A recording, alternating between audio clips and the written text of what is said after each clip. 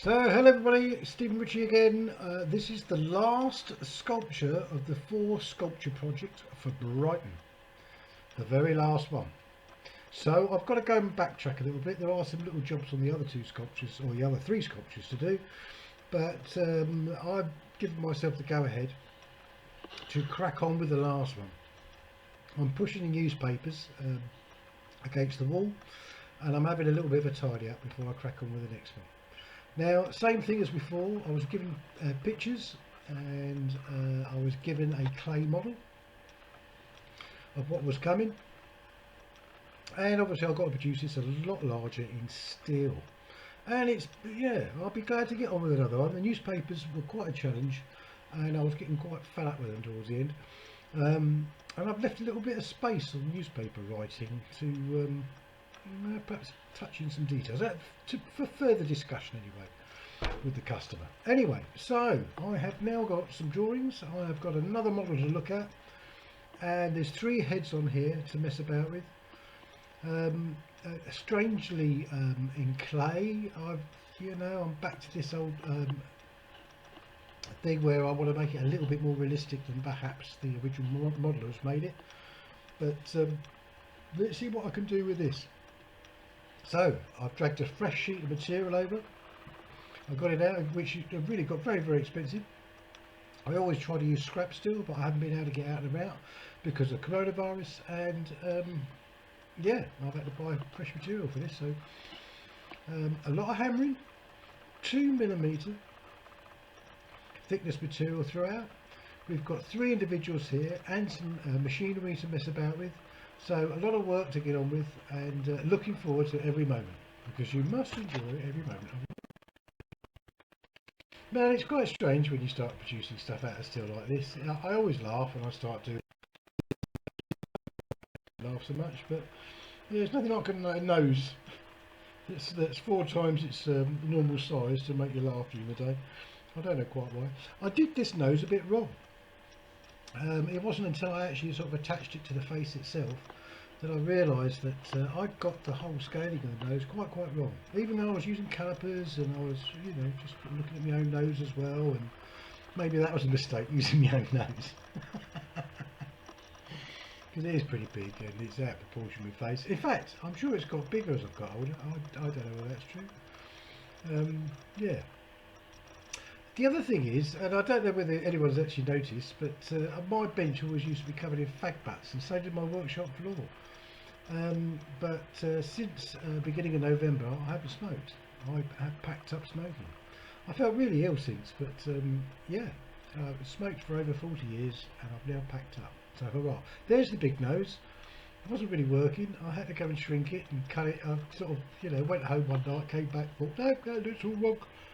So I chopped and changed and wiggled it about, and it wasn't too long before I started getting a bit of a face going here, as you see, with its shrunken nose. Wasn't quite sure how I was going to do the eyes. They have to be open. He's working a machine. It would be very dangerous to be standing there working a machine with his eyes shut. And look, I've had a fair bit of experience on machines. In fact, my tech college work was all about machining, and certainly spent a good chunk of my apprenticeship and career in a machine shop. Mainly vehicle orientated, so boring, skimming, and various other things on engines and stuff, and lots of things besides as well. Crankshaft grinding, that was a bit of fun.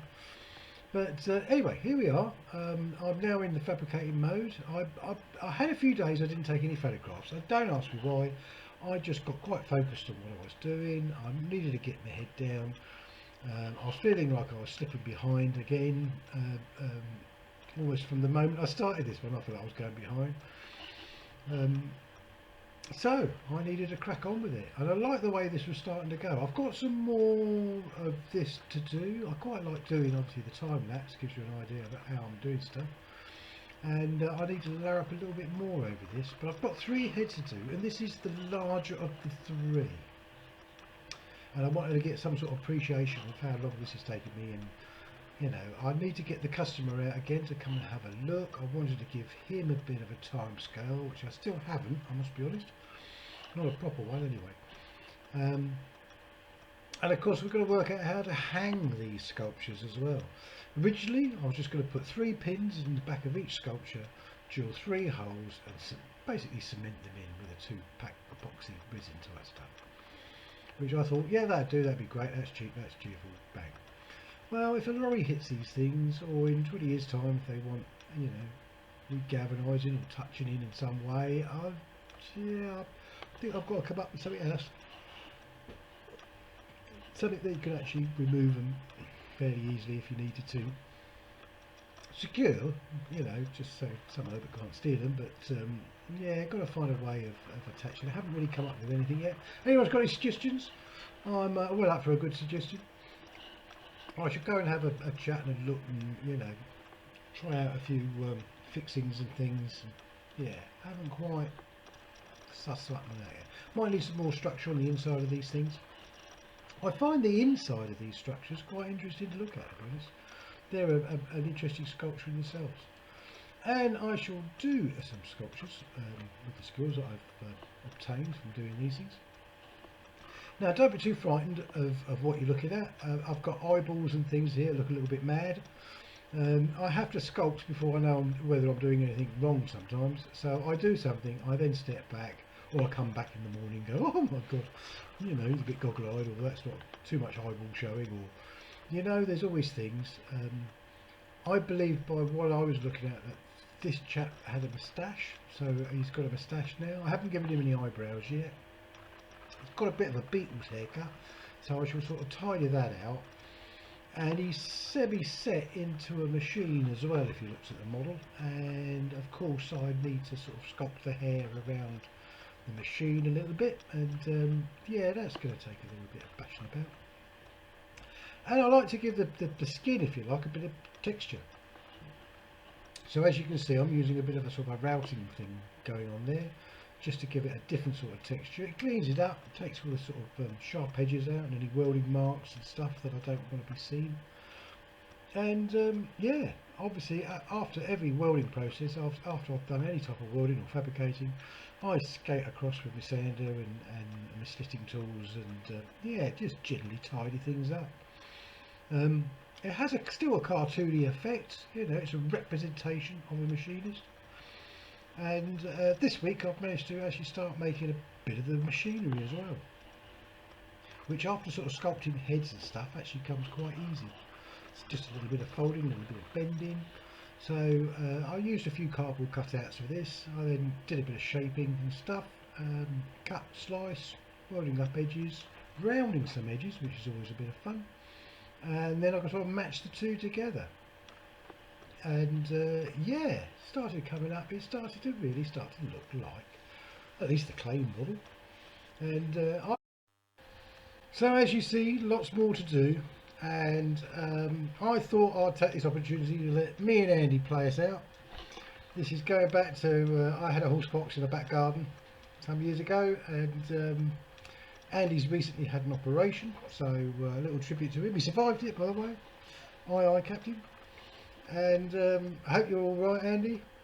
Certainly enjoyed our times in the horsebox.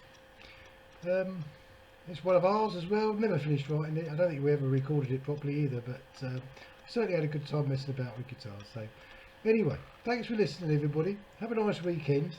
And yeah, it's quite a long-winded sculpture, this one, so it's going to take me a while to finish this one, but hopefully I'll keep in touch.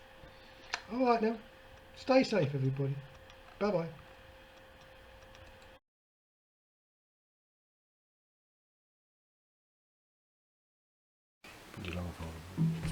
It's where a gas planet and a rock planet have evolved life forms, and the two things have collided together, and after another 100 million years the two life forms have evolved into a kindred. And it goes something like this. Yeah, and it goes like this. Never lie, never scream, just I am to them exactly what you don't find out everything.